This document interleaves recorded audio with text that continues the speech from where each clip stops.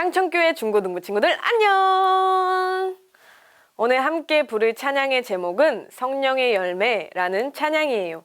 이 찬양에 9가지 성령의 열매가 나오는데 우리 찬양을 통해서 좀 더 쉽게 기억했으면 좋겠어요. 이제 이 찬양을 함께 찬양할 건데 함께 박수 치면서 찬양했으면 좋겠습니다. 함께 찬양하겠습니다.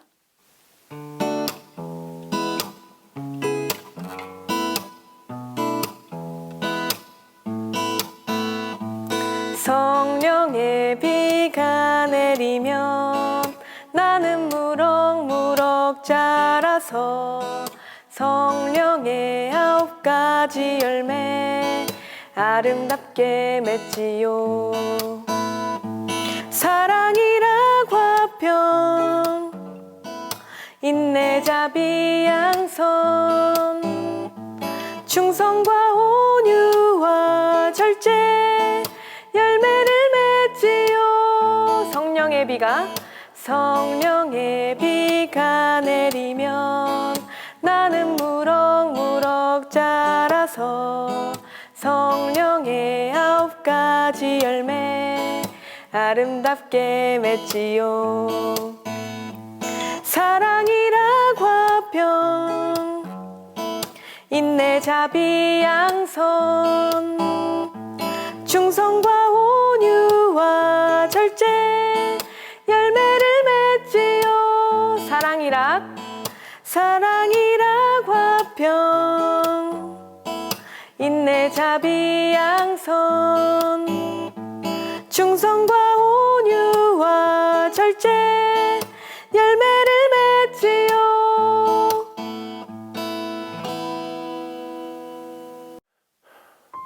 오늘은 우리의 마음을 모아 각자 기도해 보는 건 어떨까요? 마음속으로 하나님께 뜻을 구하며 간절히 기도해 보는 시간을 가져봅시다.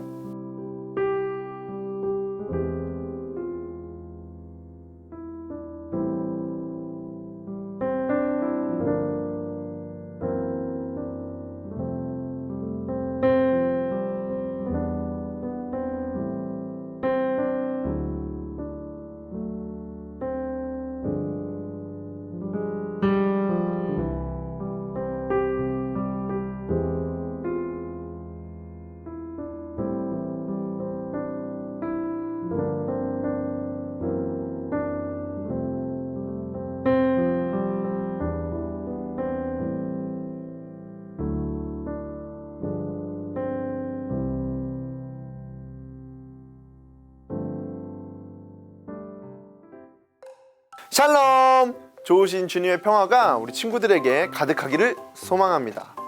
날씨가 서늘한 한 주였어요. 우리 친구들 건강하게 잘 지냈나요? 아이조와 통해서 우리 친구들 잘 지내는 모습 볼 수 있어서 참 좋았습니다. 오늘도 우리 만나본 친구들을 사진으로 봐야겠죠? 짜잔! 네, 지난주에 만난 친구들의 모습입니다. 오랜만에 보는 친구들도 있고 또 중1 친구들은 처음 보죠. 네, 다들 너무 많이 자라서 전사님이 깜짝 놀랐습니다.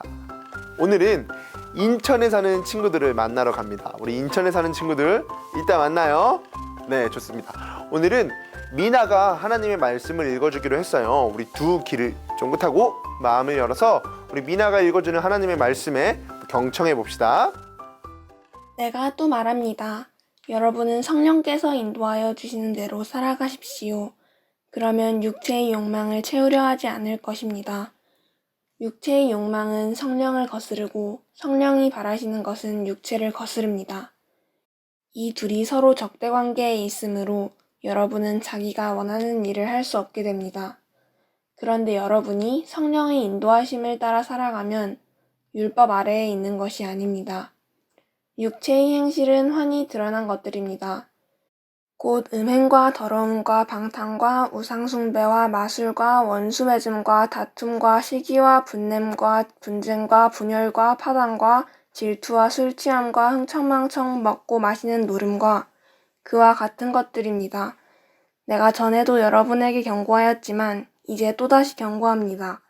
이런 짓을 하는 사람들은 하나님의 나라를 상속받지 못할 것입니다. 그러나 성령의 열매는 사랑과 기쁨과 화평과 인내와 친절과 선함과 신실과 온유와 절제입니다. 이런 것들을 막을 법이 없습니다. 그리스도 예수께 속한 사람은 정욕과 욕망과 함께 자기의 육체를 십자가에 못 박았습니다. 우리가 성령으로 삶을 얻었으니 우리는 성령이 인도해 주심을 따라 살아갑시다. 우리는 잘난 체하거나 서로 노엽게 하거나 질투하거나 하지 않도록 합시다.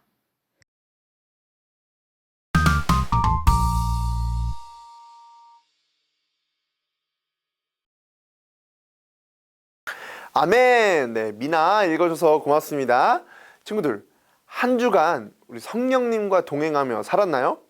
네, 지난주에 또 다른 보혜사 성령님에 대해서 얘기를 했었는데 우리 친구 정말 성령님께서 우리 친구들과 동행하심을 느끼며 살아갔나요? 친구들은 성령 충만, 성령님과 동행하는 사람 하면 무엇이 떠오르나요? 지난주에 우리는 또 다른 보혜사로서 우리와 늘 함께 하시는 성령님에 대해 살펴봤습니다. 예수님은 우리를 위해서 또 다른 보혜사 성령님을 보내주시겠다고 약속하셨죠. 그런 의미에서 그리스도인이란 성령님과 동행하며 살아가는 사람들이라고 할 수 있습니다. 그렇다면 성령님과 동행하는 이들의 모습은 어떻고 또 어떠해야 할까요? 그래서 우리는 이런 말들을 많이 사용합니다. 영적 생활, 영적 건강, 영적 전쟁, 영적 성장, 영적인 삶, 그리고 우리를 가리켜서 영적인 순례자들이라고 말하기도 합니다. 우리 삶 전반에 걸쳐서 성령님과 동행하고 또 성령님과 동행함을 표현하기 위해서 어떤 최선의 노력, 그리고 우리의 몸부림을 이런 식으로 표현하고 또 이런 식으로 노력하는 것을 이야기하지요. 흔히 많은 사람들은 영적할 때 이런 것들을 떠올리기도 합니다. 고린도전서 12장 8절에서 10절인데요. 어떤 사람에게는 성령을 통하여 지혜의 말씀을 주시고 어떤 사람에게는 같은 성령을 따라 지식의 말씀을 주십니다. 어떤 사람에게는 같은 성령으로 믿음을 주시고 어떤 사람에게는 같은 성령으로 병 고치는 은사를 주십니다. 어떤 사람에게는 기적을 행하는 능력을 주시고 어떤 사람에게는 예언하는 은사를 주시고 어떤 사람에게는 영을 분별하는 은사를 주십니다. 어떤 사람에게는 여러 가지 방언을 말하는 은사를 주시고 어떤 사람에게는 그 방언을 통역하는 은사를 주십니다. 지혜의 말씀, 지식의 말씀, 믿음, 병 고치는 치유의 능력, 기적을 행하는 능력, 혹은 예언과 영분별, 그리고 방언과 통역까지 초자연적인 능력과 기적들을 떠올리게 되곤 합니다. 특별하고 엄청난 능력을 소유하는 것이 은사 모습이라고 생각하는 거죠. 그래서 영적, 영성, 성령 등은 우리의 일상과 멀어 보이고 뭔가 특별하고 어마어마한 능력만을 가리키는 것처럼 말하는 것을 볼 수 있습니다. 마치 그것만이 성령님과 동행하는 삶이라는 느낌을 심어주기도 하는 것입니다. 이 은사라는 말 이 자체가 은사, 은혜 은자에 줄 사자가 합쳐진 말이거든요. 그러니까 은사라는 것은 은혜로 주어지는 것입니다. 이 은사는 그리스도로 카리스마라고 하는데요. 이 카리스마의 어원이 바로 카리스입니다. 이 카리스가 그리스어인데 바로 은혜라는 뜻입니다. 그러니까 은사는 우리의 능력으로부터 비롯되는 것이 아니라 하늘로부터 은혜로 주어지는 것이라고 할 수 있습니다. 그래서 우리는 어떤 특별하거나 비범한 것을 그것만을 은사로 생각하기 쉽습니다. 그런데 중요한 것은요, 그러한 것이 은사의 전부가 아니라는 것입니다. 그래서 사도 바울은 이렇게 다양한 은사를 이야기한 후에 이렇게 말합니다. 조금 길지만 우리 함께 읽어보겠습니다. 그러나 여러분은 더 큰 은사를 열심히 구하십시오. 이제 내가 가장 좋은 길을 여러분에게 보여드리겠습니다. 내가 사람의 모든 말과 천사의 말을 할 수 있을지라도 내게 사랑이 없으면 울리는 징이나 요란한 꽹가리가 될 뿐입니다. 내가 예언하는 능력을 가지고 있을지라도 또 모든 비밀과 모든 지식을 가지고 있을지라도 또 산을 옮길 만한 믿음을 가지고 있을지라도 사랑이 없으면 아무것도 아닙니다. 내가 내 모든 소유를 나누어 줄지라도 내가 자랑 삼아 내 몸을 넘겨줄지라도 사랑이 없으면 내게는 아무런 이로움이 없습니다. 바울이 지금 뭐라고 말하고 있죠?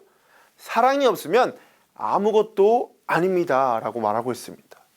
그 모든 것이 아무것도 아니라는 것이죠. 더 큰 은사, 더 중요한 것이 있는데 그게 바로 사랑이라고 하는 것입니다. 우리가 오늘 읽은 본문 갈라디아서는 갈라디아 교회 공동체에게 사도 바울이 보낸 편지입니다. 당시 갈라디아 교회의 주요 문제 중에 하나는 율법의 행위들에 관한 문제였어요. 할례, 절기 준수, 음식 규정과 같은 율법의 행위들을 놓고 다툼이 있었습니다. 그래서 바울은 오늘 우리가 읽은 본문 앞에 이렇게 당부합니다. 그런데 여러분이 서로 물어뜯고 잡아먹고 하면 피차 멸망하고 말 터이니 조심하십시오. 아멘. 율법의 행위들에 관한 여러 논쟁들은 결국 서로를 분열시키고 다투게 만들었습니다. 그것은 율법 자체의 문제가 아니라 율법을 대하는 사람들의 문제였던 거예요. 그들은 자신들의 육체의 욕심을 위해서 율법을 이용했습니다. 육체의 욕심을 위한 율법에는 사랑이 없지요. 그런 사람들은 율법으로 사람을 편가르고 나눕니다. 결국 공동체는 분열되게 되는 거죠. 육체의 행실에서 나타나는 것이 뭐라고 했죠? 음행, 더러움, 방탕, 우상숭배, 마술, 원수매즘, 다툼, 시기, 분냄, 분쟁, 분열, 파당, 질투, 술취함, 노름입니다. 대부분이 공동체를 분열시키고 관계를 무너뜨리는 일이에요. 우리의 마음 가운데 이런 일이 있다는 것은 너무나도 자명합니다. 우리는 인간이라는 육체의 한계, 또 죄인의 한계를 가지고 있기 때문입니다. 그런데 우리는 그런 동시에 또 하나님의 형상이고 성령님께서 함께하는 존재들입니다. 그렇게 우리는 다르게 살 수 있는 가능성을 가진 존재들이에요. 그런 이들에게, 그런 가능성을 살아내는 이들에게는 바로 성령의 열매가 보입니다. 그러나 성령의 열매는 사랑과 기쁨과 화평과 인내와 친절과 선함과 신실과 온유와 절제입니다. 이런 것들을 막을 방법이 없습니다. 이런 것들을 막을 법이 없습니다. 아멘. 성령의 열매는 분명 누군가에게 사랑과 생명을 전하는 열매입니다. 우리 친구들에게 이 9가지 열매가 있다고 생각해 보세요. 우리 친구들 주변에 있는 사람들이 어떨까요? 죽어가는 사람도 마치 다시 살아날 것 같지 않습니까? 성령이 우리를 그렇게 살리셨고 또 살리시듯이 성령과 동행하는 사람도 주변의 이웃과 세계를 살리는 사람이 될 것입니다. 그래서 바울은 이러한 믿음을 가리켜 사랑으로서 역사하는 믿음이라고 말합니다. 예수님을 진정으로 믿는 사람, 즉 성령님과 동행하며 살아가는 사람의 믿음은 바로 사랑으로서 역사하는 믿음입니다. 성령의 9가지 열매는 사랑으로서 역사하는 믿음의 특징이라고 할 수 있습니다. 그런데 사랑으로서 역사하는 믿음은 우리의 능력만으로는 되지 않습니다. 믿음은 우리가 가지고 싶다고 가지고 우리가 가지기 싫다 그래서 가질 수 없는 것은 아니기 때문입니다. 믿음은 하나님께서 역사하실 때 우리에게 이루어지는 사건입니다. 그러니까 믿음은 우리에게 선물처럼 주어지는 것입니다. 그런 의미에서 우리는 선물을 받은 사람들이죠. 그럼 이제 우리는 그 선물에 반응해서 믿음을 살아내야 합니다. 그래서 믿음은 수동태이기도 하지만 능동태가 되기도 합니다. 우리가 믿음을 살아내기도 하지만 또 믿음을 살아가게 하시는 힘을 받기도 해야 되기 때문이지요. 그래서 성령님은 우리의 보혜사가 되십니다. 우리 옆에서 우리가 그 믿음대로 살아갈 수 있도록 우리를 보호하시고 지키시는 거죠. 성령님께서 우리가 열매들을 맺어가는 삶을 살 수 있도록 우리를 지키시고 곁에 계셔주시는 겁니다. 성령께서 도우시면 우리에게서 성령의 9가지 열매는 샘솟을 거예요. 그래서 23절은 이렇게 말합니다. 이런 것들을 막을 법이 없습니다. 사랑하는 중고등부 친구들, 전도사님은 우리 친구들이 사랑으로서 역사하는 믿음의 소유자들이 되기를 소망합니다. 이 믿음을 가지고 성령님과 동행하는 사람들에게는 가르고 나누고 구별하고 차별하는 삶이 없습니다. 사랑과 기쁨과 화평과 인내와 친절과 선함과 신실과 온유와 절제로서 누군가를 안아주고 감싸 안는 삶을 살아가게 됩니다. 즉 성령님과 동행하는 사람은 누군가의 마음에 생명의 열매를 맺는 사람들이 되는 것이죠. 전도사님은 우리 친구들이 성령의 열매를 꿈꾸며 하나님께 기도하는 친구들이 되기를 소망합니다. 성령의 열매를 맺기 위해서 우리의 몸부림칠 때 그 몸부림 안에서 성령님께서 역사하실 것입니다. 그리고 성령님께서 역사하시는 그 순간 우리는 전혀 다른 세계를 맛보게 될 것입니다. 그래서 성령의 열매는 막을 법이 없는 것입니다. 우리 친구들, 오늘 한 주도 또 우리가 살아가는 동안 성령의 열매를 위해서 또 우리가 사랑으로서 역사하는 그 믿음을 가지게 해달라고 성령님께 간구하시길 축복합니다. 우리 함께 기도하겠습니다. 사랑으로서 역사하시는 하나님, 우리도 하나님을 닮아 사랑으로 역사하는 믿음의 소유자들이 되길 원합니다. 이 편과 저 편을 가르는 사람들이 아니라 이 편도 저 편도 모두 끌어안는 주님 닮은 사람이 되길 원합니다. 우리의 걸음걸음이 선을 긋는 사람들이 아니라 선을 지워나가는 삶이 되게 하옵소서. 그 과정에 우리 안에 성령의 열매가 가득하게 하셔서 생명 전하는 삶 되게 인도하여 주옵소서. 우리를 생명으로 초대하시는 예수님의 이름으로 기도합니다. 아멘.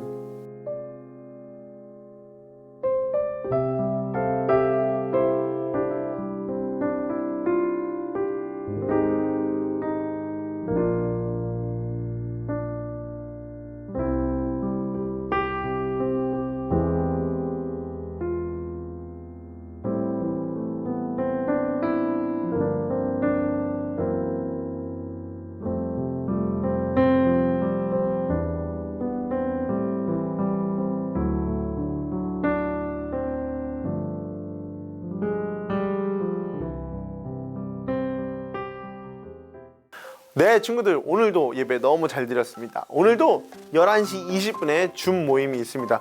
우리 친구들 두려워하지 말고 모두 다 참석하시면 좋겠습니다. 엄청난 재미를 보장하진 못하지만 분명히 유의미한 의미들과 또 우리 친구들의 얼굴을 오랜만에 만나는 또 그런 소소한 재미들을 분명히 느낄 수 있다고 생각합니다. 그럼 우리 친구들 11시 20분 줌에서 만나요. 안녕.